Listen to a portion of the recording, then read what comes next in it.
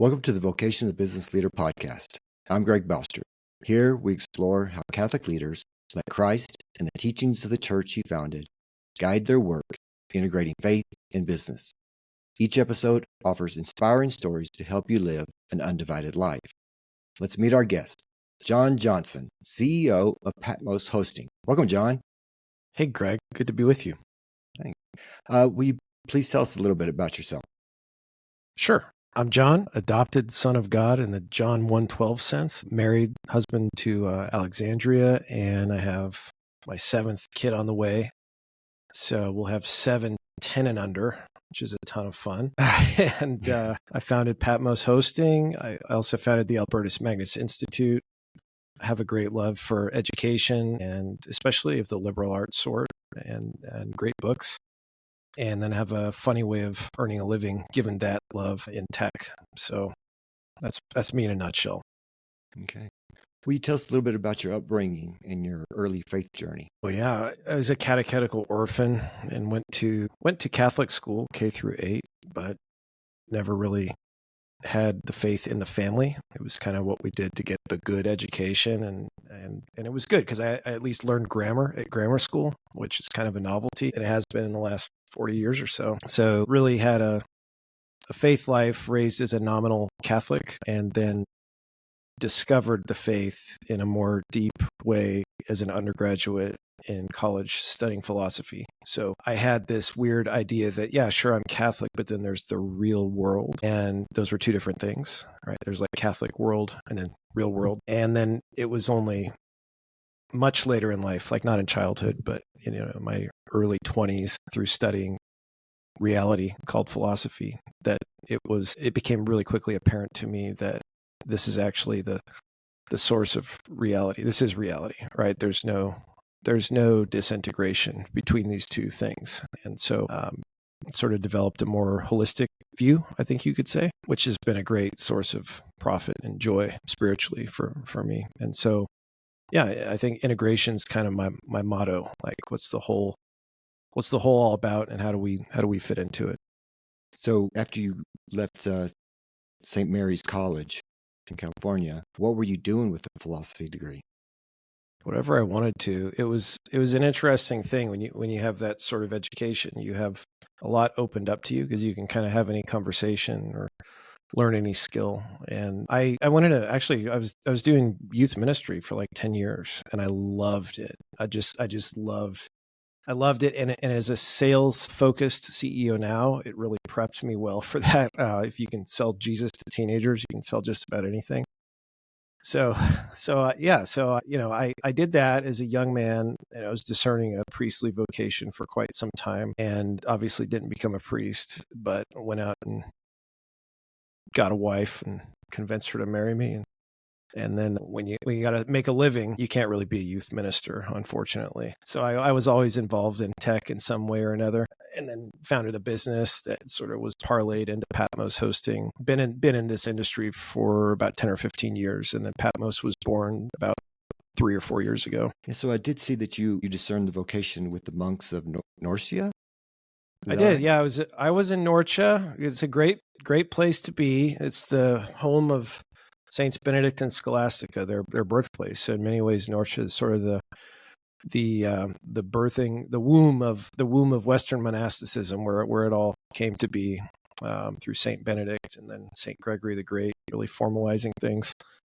But it was a magical place for me. It was founded, sort of revitalized. There were no monks for like 100 years in Norcia, believe it or not, after the Napoleonic era, and then I think it was Pope Benedict invited these couple of ragtag Benedictine monks from the United States, believe it or not, to sort of refound the monastery. And it's just been really growing and thriving ever since then. A lot of Americans, but a lot of international brothers as well.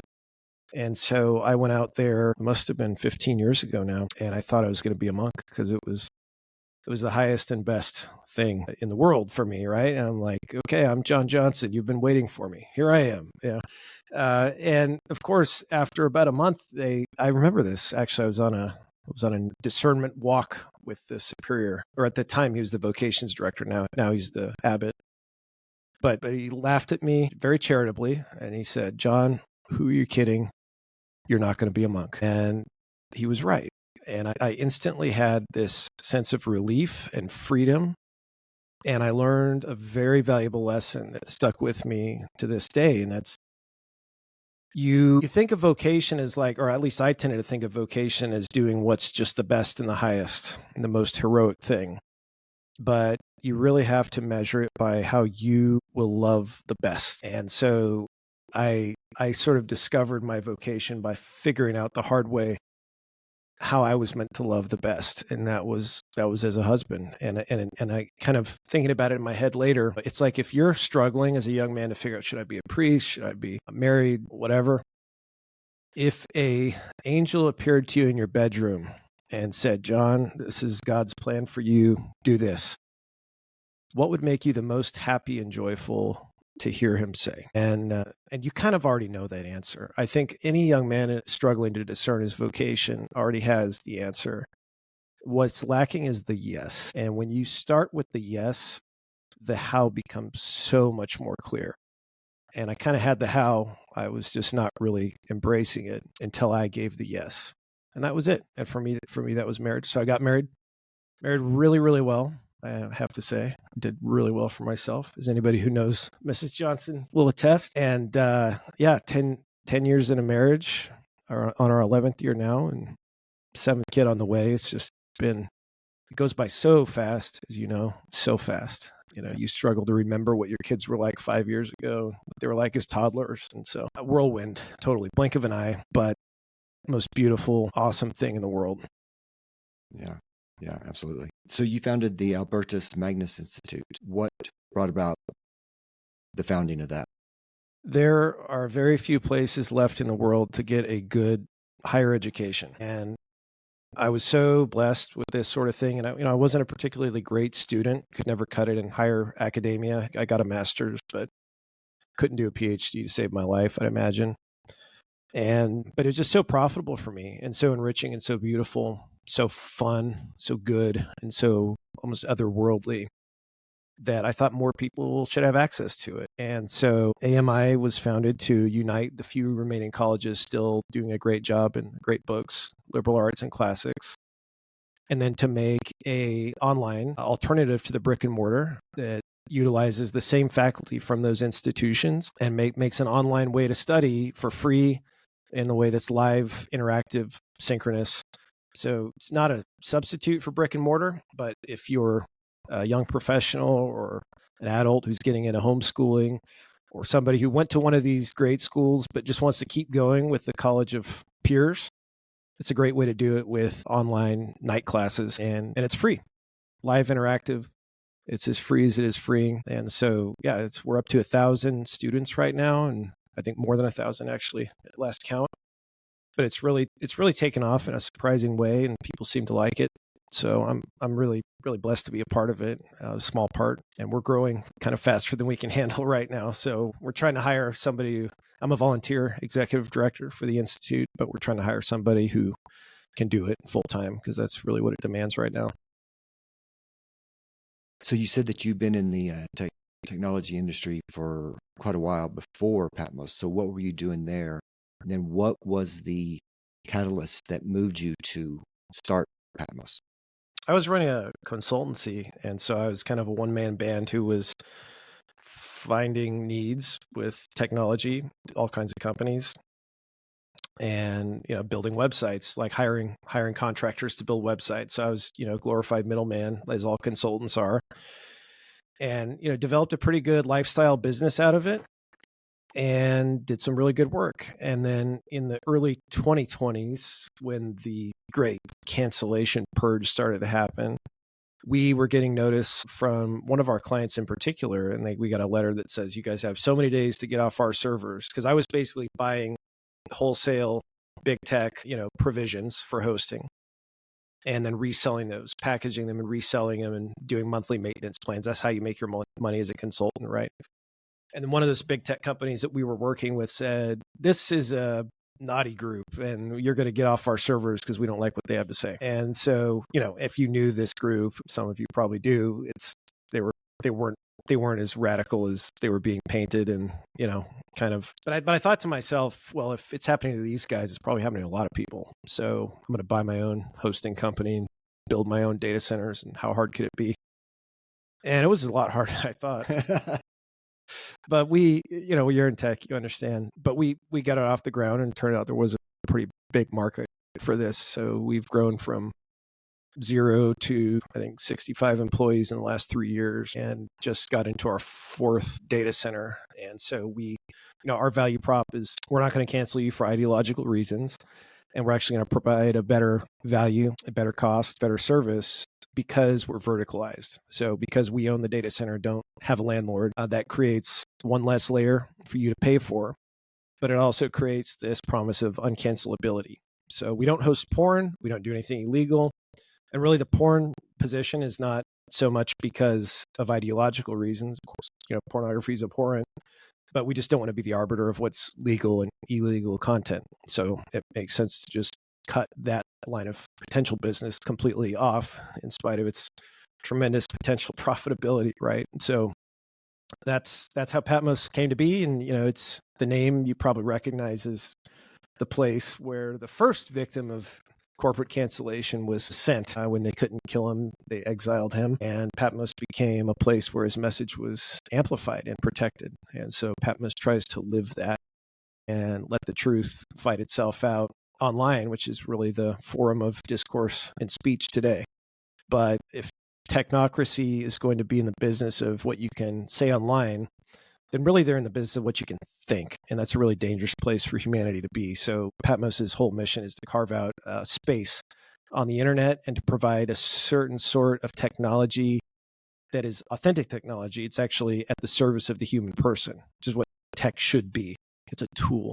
It's a tool, right? Whereas the modern technocratic paradigm envisions you, the person, are actually the product meant to conform to the specs of the technology that they create. You know that, right? Your Google account's free because you're the product. So Patmos has a little different understanding on that and hopes to try to be a voice for this undoing of what Pope Francis calls the technocratic paradigm, which is in Laudato Si. It's a really, really good little section there in Laudato Si about the ironclad logic of the technocratic paradigm. And I think it's really worth reading. Every Catholic should read that, and you'll get a kind of idea for what Patmos was founded to counter. So I looked on Glassdoor, and the reviews for Patmos are all 5 stars. Are they really? I haven't seen it. That's great. They said it's such a wonderful place to work, and it's like a family. Okay. So I guess I owe some people like $20 for writing that or something. Right. Yeah. So why do you think so many companies have cultural problems? Have you ever seen this show on Apple? It's called Severance. You should watch it.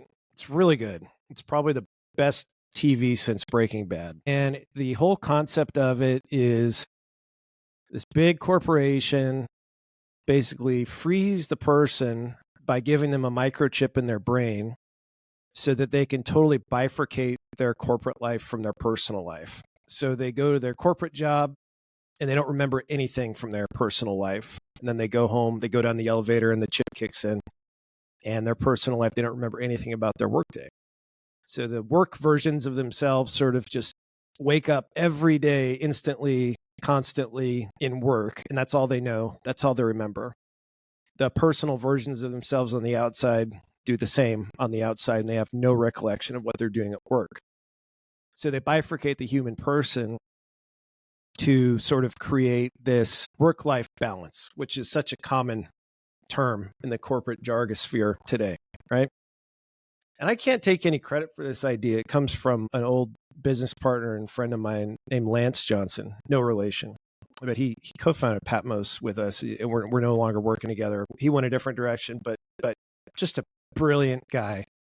And in the very early days of Patmos, I remember he sits us down at this company retreat, and I'm not going to do it justice. So sorry, Lance. But he sits us down at this corporate retreat and explains to us how, work-life balance is kind of the wrong way to think about it. When I'm at work, I bring my whole self. I don't just bring half myself. When I go home, I bring my whole self home. When I'm on this podcast, I bring my whole self here.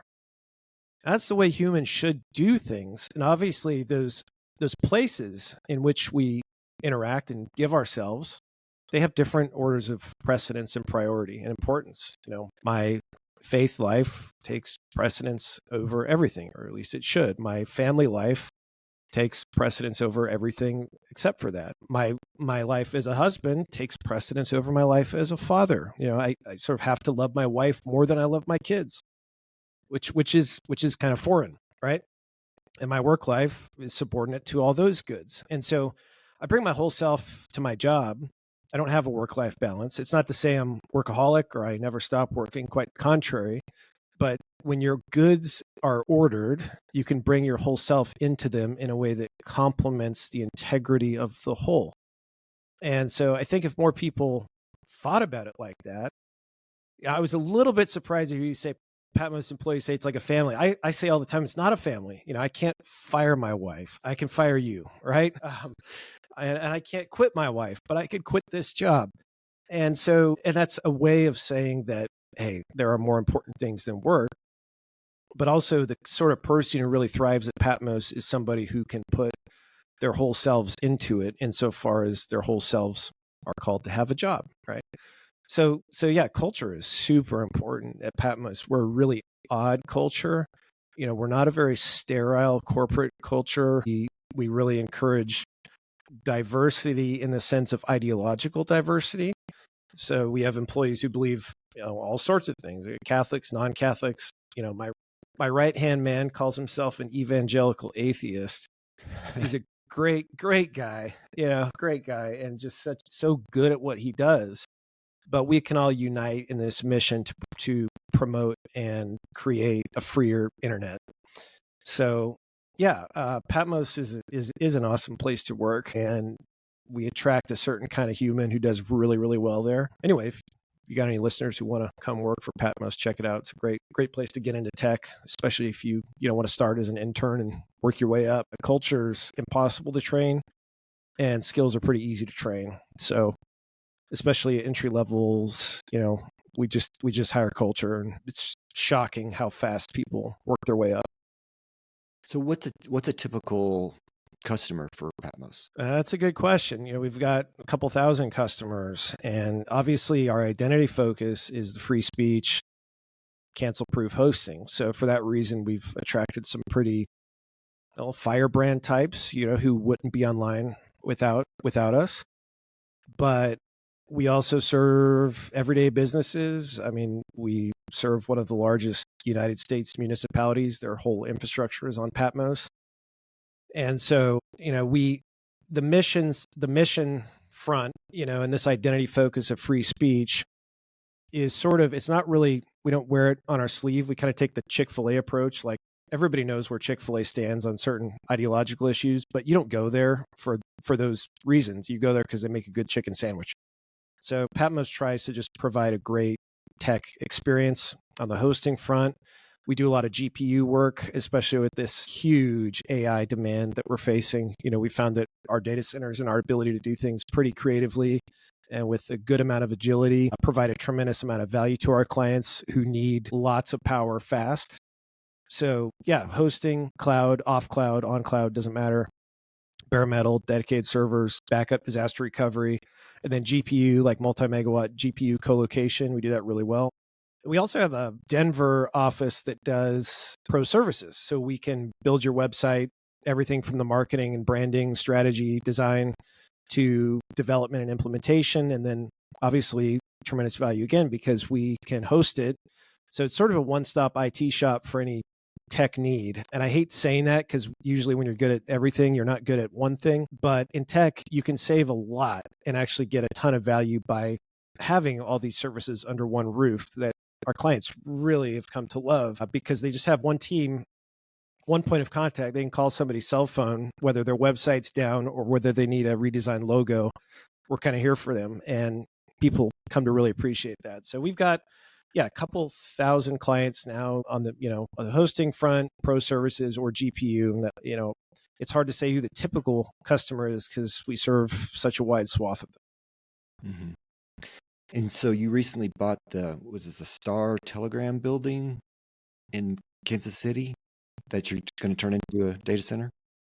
We've acquired the rights to the Star building. That's right, and we are converting it into a 100 megawatt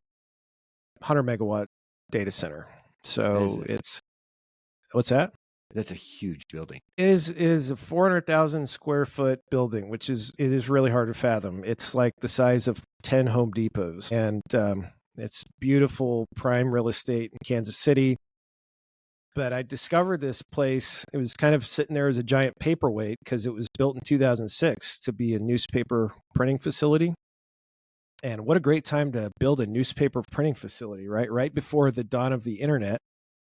But ironically enough, apparently newspaper printing facilities share about 70% of the core infrastructure required for a high density GPU colocation facility. So I kind of saw this when nobody else did, and was just really blessed to be in the right place at the right time. The city was going to level it and turn it into the Royals ballpark, and then that vote narrowly failed somehow, which is a real surprise to me.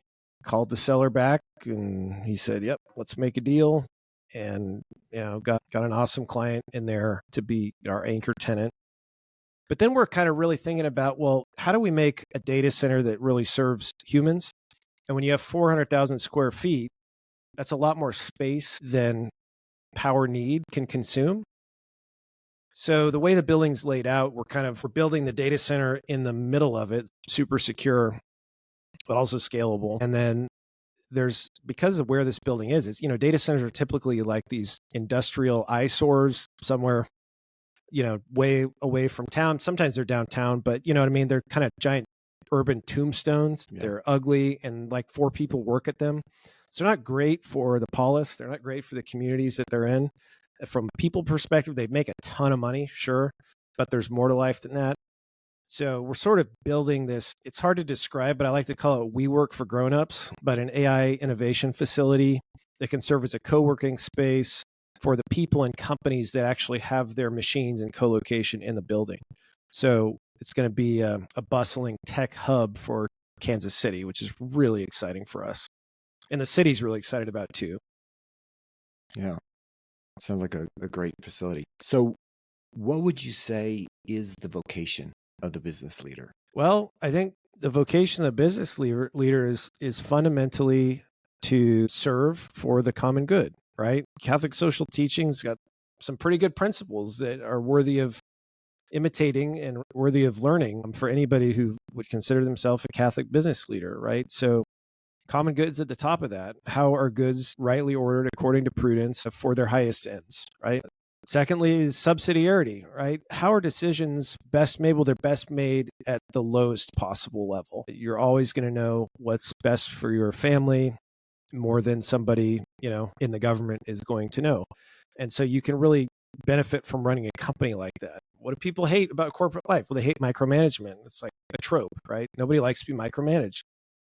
Well, the church actually has an answer for that, is make decisions at the lowest possible level, and people can work freely. Patmos doesn't come out and say, okay, subsidiarity is the way of the law of the land. But we do have the core value called freedom, and that's kind of what we mean by it, right? And then solidarity is another one. There are other faith groups, and I mean this with all admiration, but Jews, for instance, a dollar changes hands within their community 17 times before it leaves.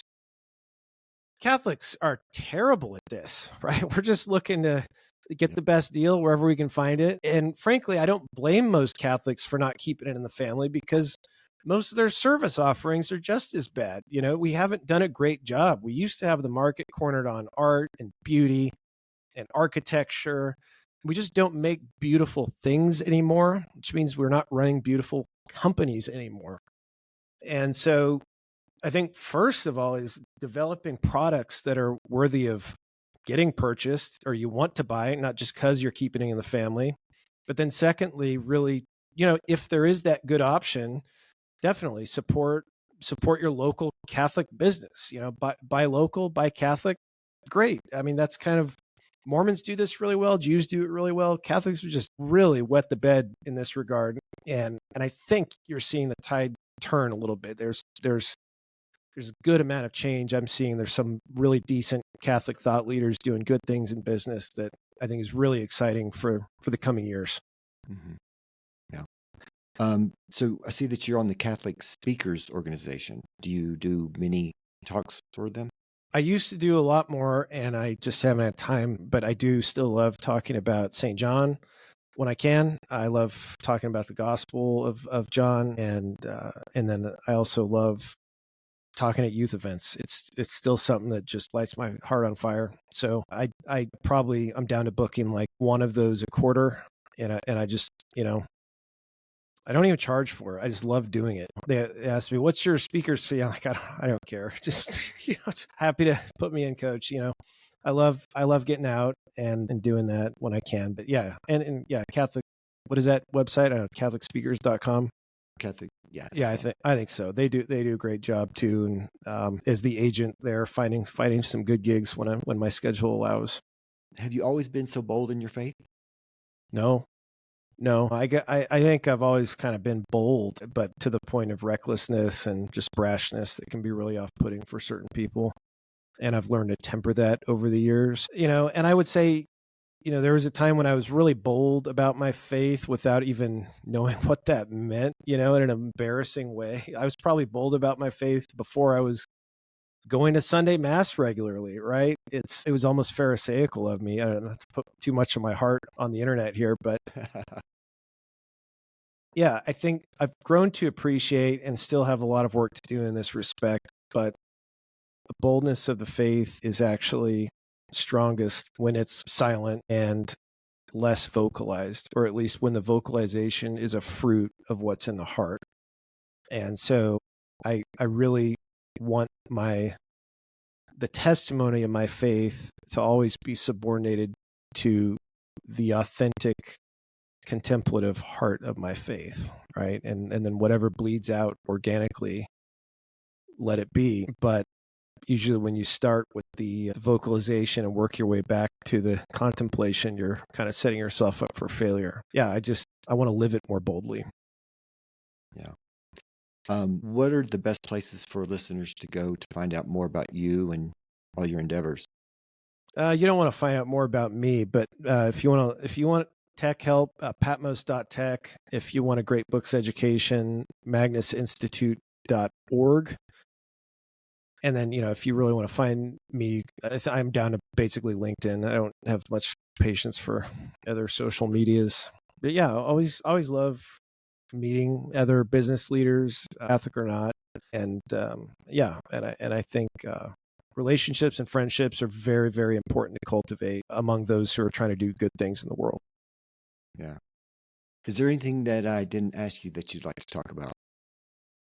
I don't know. Talk about you. You're trying to launch a podcast. Well, sorry, you're doing it.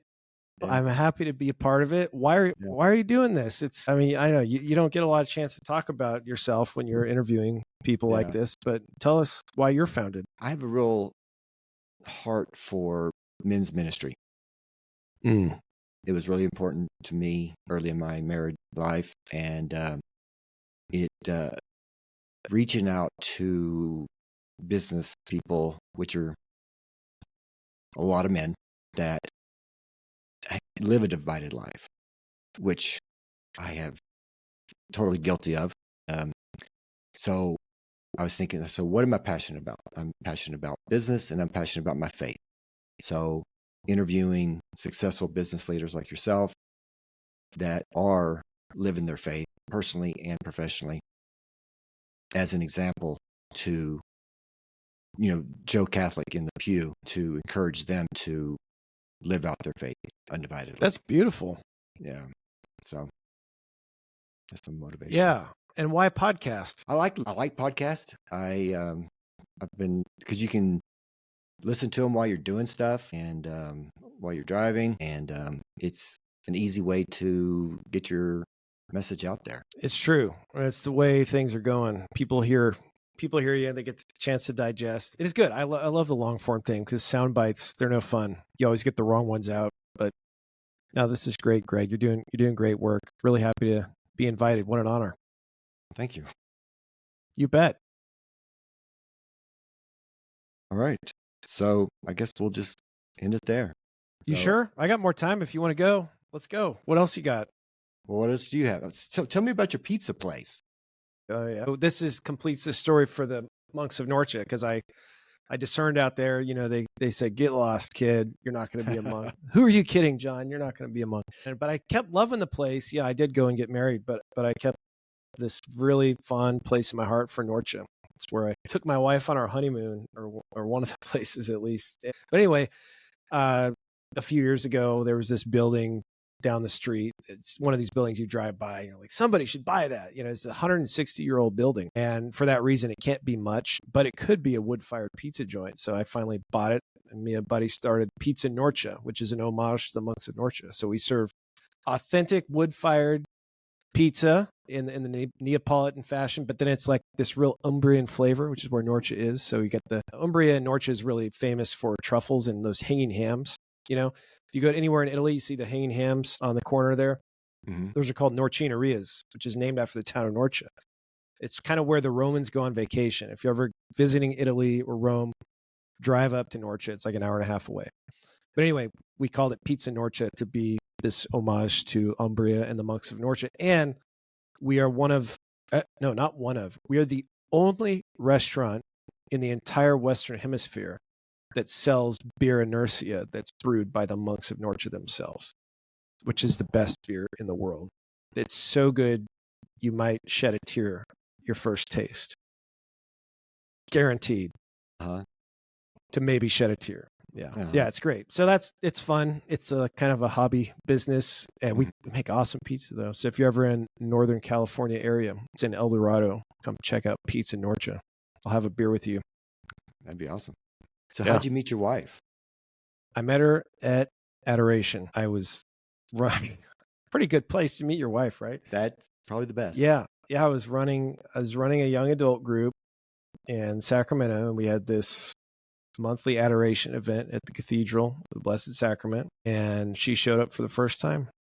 And, it was very professional. And I said, oh, nice to meet you. First time here, But she was so beautiful that I knew, okay, I had to put on my sales hat, right? And I instituted the slow play methodology, the push away, as they call it in the sales industry, right? I kept it very professional, waited for like 10 other guys to sort of try, bounce off of her, and then waited for the right time. So really slow played it for about 6 months. But I remember that when I met her, it was like, hi, nice to meet you. Welcome. But then I walked away, and I remember out loud, I said under my breath, marry me. I said it to myself, but I said it out loud. I'll never forget it. And I didn't think I had a shot in the world, but God is good. And that's how we met. So yeah. Yeah. Beautiful, beautiful story. A beautiful woman. Yeah. Just, amazing. Anyway. Yeah. I met my wife at a church singles group get together. So better than a dive adoration, bar, right? Yeah. Yeah. Not adoration, but still at the church. So, no, that's pretty good. Yeah. Marrying well is really important.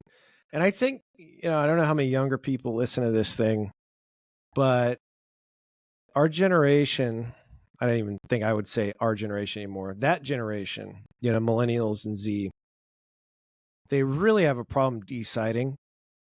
Like they'll spend more time scrolling through Netflix to figure out what to watch than just picking something and watching it. I think that's actually been validated, like that we actually do spend more time scrolling than choosing. And that's a problem, because you get into the zone of perpetual discernment, waiting for the perfect thing, making the perfect the enemy of the good. But we just lack the ability to decide. And that's a good thing, because we're so idealistic. We want the best, we want the highest. But this word decide, it's like homicide, pesticide, suicide. It comes from the Latin decidere, but you got to cut everything off. It means you kill everything but one thing. And in that one thing, you find everything. And I think we really struggle to kill off everything, because we don't want to say no. We don't want to miss out, right? FOMO. But when we do decide, we find all the treasure, especially when we make a good decision. And God's not like trying to trick you up in your vocation. Like he's going to lead with love, and really how you love the best is how you're going to live the best. And so that's, I don't know if I have a right to give anybody advice about this, but just dare to decide. That was so helpful for me. I wish I would have figured that out way earlier in life than I did. Just pick one. I say that to people, go pick out a wife, because like, who do you want to marry? Go pick out a husband. I see so many young people wasting a lot, not wasting, learning. It's good, but in God's time, sure. But just get married. It's like, it's so good. So Patmos, we support it. Mm-hmm. We give a marriage bonus actually, and a baby bonus. So marriages are really, families really encouraged, and I think promoted insofar as any corporate life could provide for something like that. Yeah. And you're never going to be ready, quote unquote, ready to get married. No, man. No, So you're never, I'm still not ready. That's right. You're never going to be ready. And also what you are most worried about on the outside will never even be an issue on the inside. It's like the fears I had about marriage. There's something called grace of state. You've heard of state of grace, but let me tell you about grace of state. And that is God's going to give you the grace to perform certain duties according to your office and state in life, right? It's why confessors don't have an issue remembering your confession, if they recognize your voice or something. If you're in a state of grace and you're living according to the office that God has put you in, he's going to give you special graces that really help you do what you're supposed to do. And I tell you, man, that is so real. That is so real, how grace of state can animate a marriage, especially from the perspective of a husband. I can't really speak for my wife on this, but for me personally, I've really, all the things I was worried about, none of the things I was worried about were an issue once we were married. So don't be afraid. John Paul II said that all the time. Don't be afraid. I think the Bible says it too.